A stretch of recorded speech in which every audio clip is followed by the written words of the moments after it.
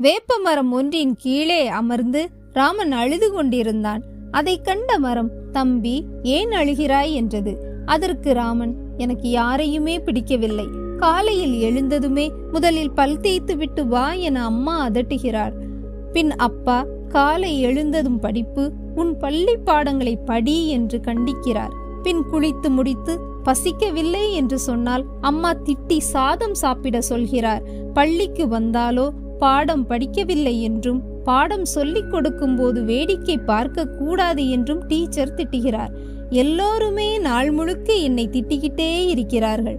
எனக்கு யாரையுமே பிடிக்கவில்லை என்றான் அழுது கொண்டே. வேப்ப மரம், என் இலைகளை நீ சாப்பிட்டு இருக்கிறாயா என்றது. ஓ, இலை மட்டுமா?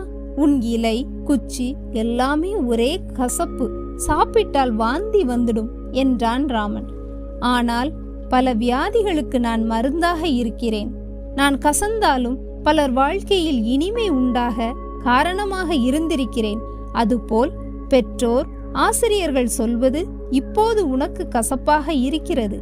ஆனால் அந்த கசப்பை ஏற்று அதன்படி நடந்தால் உன்னுடைய வாழ்க்கை இனிமையாக அமையும் என்றது. நாமும் நம்முடைய மூத்தவர்கள் சொல்லும் அறிவுரையை ஏற்று அதன்படி நடந்தால் அனைவராலும் விரும்பப்படுவது மட்டுமன்றி மிகவும் சிறந்தவராகவும் ஆவோம்.